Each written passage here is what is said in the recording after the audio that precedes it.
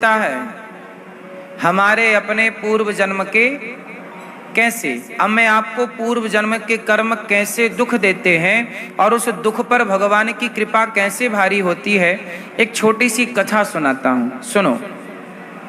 एक कसाई था। कौन था मेरी माँ? एक कसाई था। कसाई का नाम था सदन। क्या नाम था?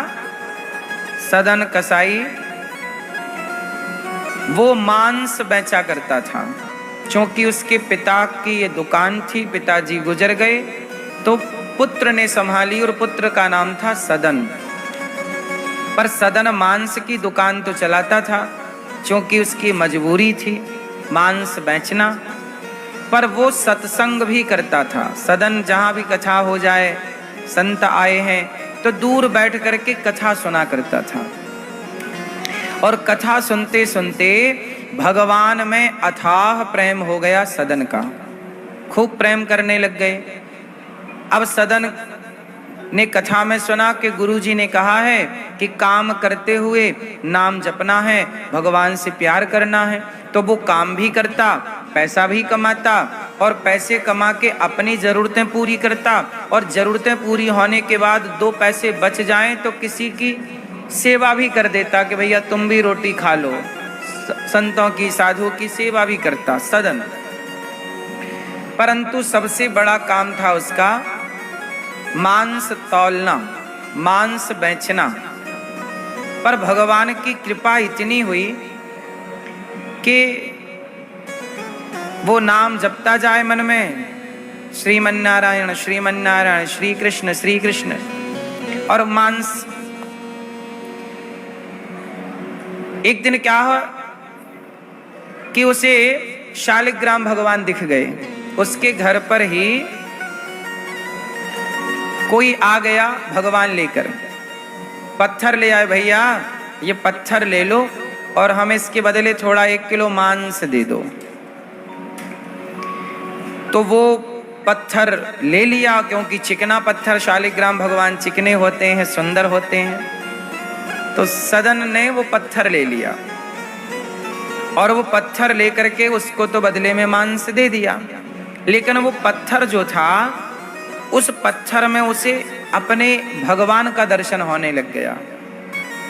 और भगवान का दर्शन ऐसे होने लग गया कि उसे भगवान पर इतनी निष्ठा हो गई कि वो भगवान से बोला कि प्रभु आप इस पत्थर पर विराजे हैं तो अब मुझे बांट की जरूरत नहीं है। बांट समझते हैं? तौलने के लिए बांट होता है। तो उसने कहा कि ऐसा करो, अब आपसे ही मैं तौला करूंगा, तो आप हिसाब किताब ठीक रखना, मैं क्यों हिसाब रखूं। तो अब उस सारे बांटों को हटा दिया, उस भगवान जी के शालिग्राम जी को तराजू में रखा और वो भगवान से कहे कि हे प्रभु 5 किलो मांस चाहिए, तो भगवान 5 किलो के हो जाएं।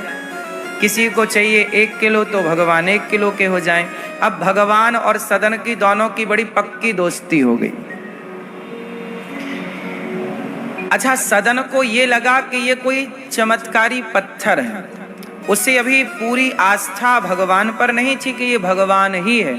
उसे लगा कि कोई चमत्कारी है और ये कोई भगवान की कृपा होगी।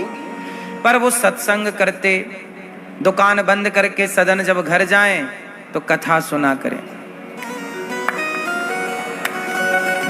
शिवरंजनी ले लो। भगवान की कथा सुन करके जब वो घर जाएं तो कथा सुना करें। पत्नी उनकी कथा सुनाए, कभी वो कथा सुनाए, कभी कोई और से सुनाए। इतनी निष्ठा कि 2 ही काम थे, काम करना और भगवान का चिंतन करना। ना निंदा, ना चुगली, ना छल, ना कपट। अब रोज सदन मांस तौलता शालिग्राम भगवान से। एक दिन वहां से कोई संत गुजरे तो संत की नजर पड़ गई भगवान में। तो संत ने कहा, अरे सदन, तू बहुत बड़ा पापी है। देख ये भगवान शालिग्राम है और तू तराजू में इनको रख के मांस तौलता है। मांस की दुकान में तूने भगवान को बिठा रखा है। चल ये भगवान मुझे दे, मैं इनकी पूजा करूंगा, वरना तुझे बड़ा पाप लगेगा। तो सदन बेचारा डरता डरता दे दिया कि मेरे पास तो कोई पूजा पाठ का ज्ञान है नहीं, मैं कैसे पूजा करूं। पंडित जी को दे दिया, कोई संत को दे दिया। अब संत जी ले गए शालिग्राम जी को, दूध दही से नहवाया, पुष्प चढ़ाए, चंदन चढ़ाए। अब जब रात हुई तो रात्रि में संत जी को शालिग्राम जी ने सपने में कहा, सुनो साधु जी, हमें जहां से लाए हो सवेरे वहीं छोड़ के आना, अपने पास ना रखो। क्यों? अरे वो हमारा भक्त रोज तराजू में रख के हमें रोज झूला झूलाता था, रोज हम आनंद से झूला झूलते थे, तुम ला के बिठा दिए, तुरंत छोड़ के आओ हमें। अब रात कोई साधु जी दौड़े दौड़े सदन के घर पहुंचे। भैया सदन, दरवाजा खटखटाया, सदन ने दरवाजा खोला। जी हुजूर, जी मालिक, क्या हुआ संत जी? अरे भैया ये तेरे भगवान, तू पकड़ सुन, ये भगवान है, रात को मेरे से बोले कि मैं सदन के पास बड़ा खुश हूं। अब तो सदन रो पड़ा, हे प्रभु मुझे पता ही नहीं था कि ये भगवान है, मुझे तो लगा कोई पत्थर है जो चमत्कारी है, मुझे क्या पता था कि ये भगवान है। अब तो वो भगवान को लेकर के सदन जी अपनी सेवा में लग गए भगवान जी की। एक दिन सदन को सपना आया, सदन को सपना आया कि देख सदन, तू भगवान की भक्ति छोड़ दे, यदि तू भक्ति नहीं छोड़ेगा तो तेरा नुकसान हो जाएगा। सदन ने कहा कि जितना नुकसान होना है हो जाए, जीवन जाएगा ही, इससे बड़ा नुकसान क्या होगा, मृत्यु आएगी, इससे बड़ा नुकसान क्या होगा, लेकिन मैं किसी भी हाल में भगवान को, प्रभु को नहीं छोड़ सकता, उनके भजन को नहीं छोड़ सकता। ऐसी निष्ठा देख करके भगवान सदन से बहुत प्रेम करने लग गए। अब सदन दुकान चलाता, जो पैसा कमाता परिवार की सेवा करता, धीरे धीरे संतों की सेवा स्टार्ट की, संतों की सेवा करने लग गए। याद रखिएगा, जितने भी भक्त हुए हैं, भक्त का मतलब है भक्तों की सेवा। भक्त कौन है? जो सबसे छोटा बन के रहे, सेवा करे, वो भक्त है। सदन नित्य संतों की सेवा करने लग गए, भोजन की सेवा करते, कपड़े ना होने पर कपड़े देते, अपनी कमाई का पैसा वो बचाते और सेवा में लगाते। एक दिन उन्हें सूचना मिली कि आषाढ़ का महीना आ गया, जगन्नाथ जी की यात्रा चालू होने वाली है। उनको लगा कि अब आषाढ़ का महीना आने वाला है तो जगन्नाथ जी की यात्रा में मैं सम्मिलित हूँ, तो वो यात्रा के लिए घर से भगवान शालिग्राम जी को लेकर और यात्रा के लिए चल पड़े। सदन कसाई नाम जप चल रहा है, श्रीमन्नारायण श्रीमन्नारायण, श्री कृष्ण गोविंद हरे मुरारी, खूब नाम जप रहे हैं। रास्ते में सत्संग कर रहे हैं और कीर्तन करते, सत्संग करते, भजन करते, प्रभु का चिंतन करते, सदन चलते चले जा रहे हैं जगन्नाथ पुरी। चलते चलते चलते चलते 15 दिन बीत गए। 16वां दिन जब आया तो सदन एक गांव में पहुंचे। रोज ही किसी ना किसी गांव में ठहरते थे, पर आज एक विचित्र गांव मिला। उस गांव में एक कुआं था, उस कुएं के पास सदन एक नीम का पेड़ लगा था। तो नीम के पेड़ के नीचे सदन को लगा कि आज रात्रि का विश्राम यहीं करूं, शाम हो गई है, अब यात्रा कल करूंगा, अब आज का शयन यहीं करता हूं। तो नीम के पेड़ के नीचे कुएं के पास पानी पीकर और आसन लगाई और वहीं बैठ गए और कीर्तन करने लग गए। सोने से पहले कुछ मांग कर ले आए भिक्षा तो खा ली। अच्छा, वहीं पर एक घर था, वो घर एक महिला का था, पति पत्नी रहा करते थे। वो महिला बड़ी सुंदर थी, तो वो कुएं में पानी भरने आई तो उस महिला ने सदन को देखा। सदन भी बड़े सुंदर थे, जवान तो थे ही, भक्ति का प्रभाव भी था, तेज था। तो वो महिला सदन पर आकर्षित हो गई और सदन के पास आकर बोली, तुम बहुत सुंदर हो, मेरे से विवाह करोगे? सदन बोले राम राम राम राम, मैं तो यात्रा पे जा रहा हूं जगन्नाथ जी की, ये मेरे शालिग्राम जी हैं, मैं भजन करने जा रहा हूं, अब मेरा मन शादी ब्याह में नहीं है, मैं तो केवल प्रभु के चरणों में समर्पण करना चाहता हूं। और आप तो शादीशुदा हैं, आपका पति है। सदन ने कहा, तो उस महिला को लगा कि मेरा पति है, इसलिए ये मना कर रहा है, मेरे से ब्याह करना नहीं चाहता क्योंकि मेरा पति है। तो उसकी पत्नी बोली, तुम चिंता ना करो मेरे पति की, मैं अभी पति को ठिकाने लगा के आती हूं, तुम बस हाँ करो। सदन बोली, क्या कह रही हो? मैं तो यात्री हूं, जा रहा हूं, आज रात रुका हूं, सवेरे निकल जाऊंगा भगवान जगन्नाथ जी की तरफ।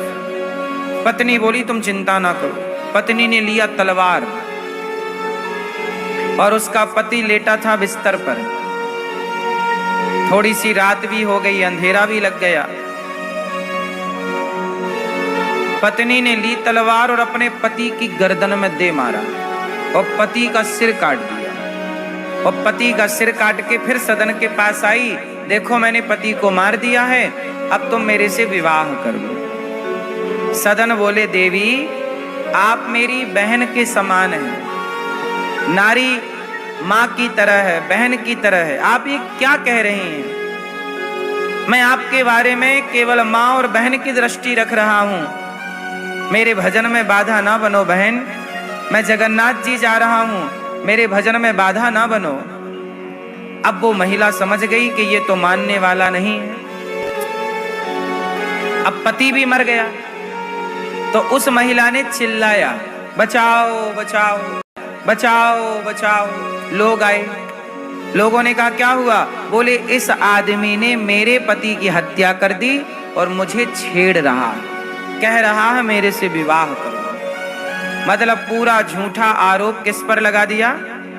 सदन पर। अब देखना, विधि का विधान समझना, ईश्वर की नीति और नियति समझना कि कई बार आप लोग गलत नहीं होते पर आप परेशान होते हैं। क्यों होते हैं सर?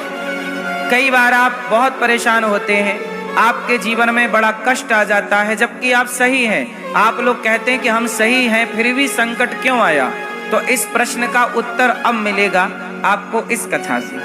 सदन को गांव वालों ने पकड़ लिया और सदन को ले जाके राजा के सामने पेश किया। महाराज की जय हो, ये अपराधी है महाराज, इसने हमारे गांव की एक महिला के पति की हत्या की और उस महिला को इसने गलत नजर से देखा। राजा ने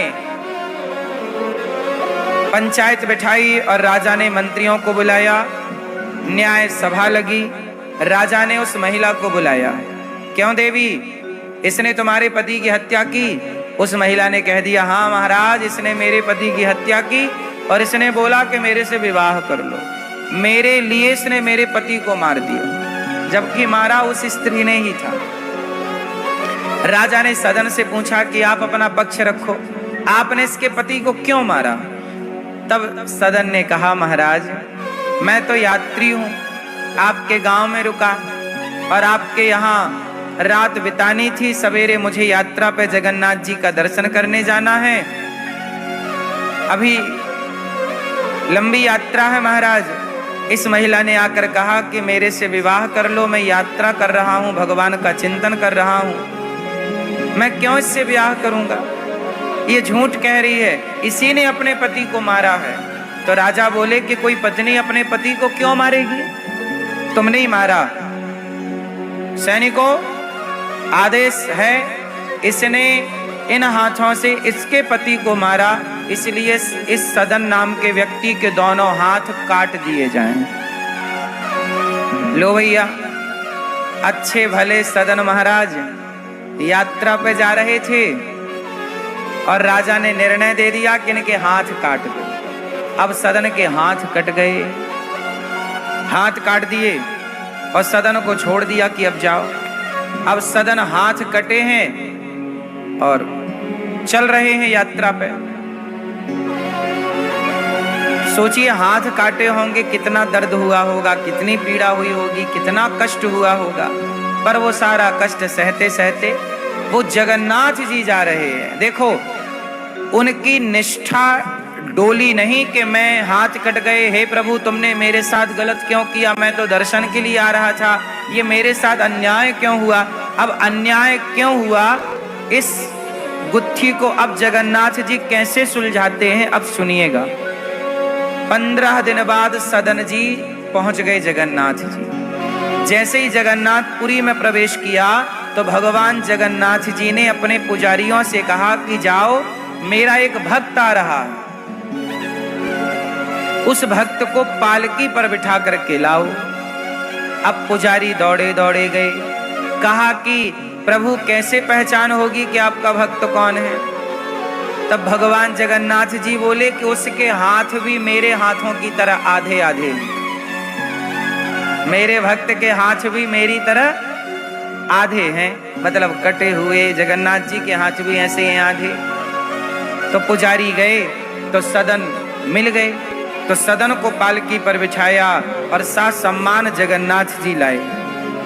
जैसे ही जगन्नाथ भगवान का दर्शन करने के लिए पालकी से सदन कसाई उतरे, और जैसे ही जगन्नाथ भगवान को हाथ तो थे नहीं, पर हाथ जोड़ने के लिए कटे हाथों से जैसे ही आगे हाथ बढ़ाए तो जगन्नाथ भगवान की कृपा से अपने आप उनके दोनों हाथ जैसे थे वैसे हो गए। हाथ उग आए, अर्थात जस के तस हो गए भगवत कृपा से। और जब हाथ सही हुए तो सदन ने देखा कि मेरे तो हाथ सही हो गए। अब यहां ध्यान देना कि सदन के हाथ वापस आ गए, लेकिन 15 दिन तक हाथ नहीं थी, कट गए ना, और 15 दिन की यात्रा बाकी थी, तो 15 दिन बिना हाथ के थी। उन 15 दिनों में क्या था, वो सदन की परीक्षा की घड़ी थी। भगवान ये देखते हैं कि मेरा भक्त कहीं विचलित तो नहीं हुआ। अब सदन ने जगन्नाथ जी से सवाल किया कि हे प्रभु ये बताओ, जब हाथ लौटाने ही थे आपने मेरे हाथ लौटा दिए, जब हाथ लौटाने ही थे तो आपने मेरे हाथ कटवाए क्यों। अब ये सवाल है कि जब हाथ वापस ही करने थे तो हे जगन्नाथ जी बताइए कि मेरे हाथ आपने क्यों कटवा दिए। आप चाहते तो वो महिला मेरे पे गलत आरोप ना लगाती और हाथ राजा की आज्ञा से ना कटते, क्योंकि आपकी मर्जी के बिना तो पत्ता नहीं हिल रहा है, आपकी ही तो सब कृपा से सब संसार चल रहा है। तब भगवान जगन्नाथ जी ने जो समझाया वो आप जरा समझिए। जगन्नाथ जी बोले कि सदन, मैंने तेरे हाथ नहीं कटवाए। देखो व्यक्ति आरोप किस पर लगाता है कि भगवान ने मुझे दुख दे दिया। भगवान जगन्नाथ जी ने कहा कि सदन, मैंने तेरे हाथ नहीं कटवाए, तो प्रभु किसने कटवाए। आपकी मर्जी के बिना तो पत्ता नहीं हिलता। तो भगवान बोले मेरी मर्जी के बिना पत्ता नहीं हिलता, ये बात तो सच है, पर ये पिछले जन्म का तुम्हारा कर्म था, उस कर्म का हिसाब हुआ है इस जन्म में, तब हिसाब हो नहीं पाया था। तो सदन बोले प्रभु क्या मेरा पिछला कर्म बाकी था। तब भगवान जगन्नाथ जी ने कहा सदन, पिछले जन्म में तुम बहुत बड़े संत थे, जंगल में तपस्या कर रहे थे, तभी एक कसाई तुम्हारे आगे से गुजरा, उसकी गाय कहीं भाग गई, कसाई के हाथ से गाय छूट गई और जंगल में चली गई, पर वो गाय तुम्हारे आगे से गुजरी। और ढूंढता ढूंढता कसाई आया और कसाई ने तुमसे पूछा, मतलब साधु से पूछा, हे साधु जी क्या आपने हमारी गाय को देखा है, मैं ले जा रहा था हाथ से छूट गई। तो आपने साधु होकर के उस कसाई को गाय का पता बता दिया, गाय इस तरफ गई थी, तो आपने अपने हाथों को उठाकर कहा कि हाँ मैंने देखा है गाय इस तरफ गई है गाय, और वहां नदी के किनारे चर रही है हरी हरी घास। कसाई जाता है चुपके से और गाय पकड़ लेता है और वो कसाई गाय को काट देता है। ये पिछले जन्म का हाल था। अब भगवान जगन्नाथ जी ने कहा कि अब ध्यान से सुनो, आपने कसाई का साथ दिया, इसलिए इस जन्म में आपको कसाई के घर में जन्म लेना पड़ा। इस जन्म में आपको याद रखिएगा, चोर का साथ दोगे तो आपको चोर बनना पड़ेगा, संत का साथ दोगे तो साधु होना पड़ेगा। आप पापी का साथ दोगे तो पापी कहलाओगे, और पुण्यात्मा का साथ दोगे तो पुण्यात्मा कहलाओगे। इसलिए कहता हूं कि सदन ने एक कसाई को गाय का सही पता बता दिया। अच्छा एक बात बताओ, झूठ बोलना पाप है, पर कुछ जगह ऐसी है जहां झूठ बोल देना पुण्य होता है। कुछ जगह ऐसी है जहां झूठ बोलना पाप है, ये तो सुना है आपने। पर कई सिचुएशन ऐसी हैं, कई परिस्थितियां ऐसी हैं जहां झूठ बोलना क्या हो जाता है? बोलो मेरी माँ, पुण्य। कहाँ? अब जैसे गाय छूट कर गई तो कसाई ने पूछा कि गाय कहाँ है, तो संत जी को बोल देना था। या तो वो बोलते ही ना, चुप रहते, या तो गाय इस तरफ गई तो वो बता देते उस तरफ गई है, ताकि कसाई भटक जाता और गाय ना मिलती। क्योंकि गाय ना मिलती तो गाय की जान बच जाती, गाय मिल गई तो गाय काट दिया। गाय की रक्षा के लिए झूठ बोला जाए तो वह झूठ नहीं, सच से भी बड़ा पुण्यदायी है। गाय की रक्षा के लिए बोला। आपके एक झूठ बोलने से समाज में बहुत लोगों का भला हो रहा है, तो वहां झूठ बोल देना पुण्य है, वह सच से भी श्रेष्ठ है। हाँ या ना? अब जैसे भगवान श्री कृष्ण ने धर्मराज युधिष्ठिर से यही तो कहा कि झूठ बोल दो।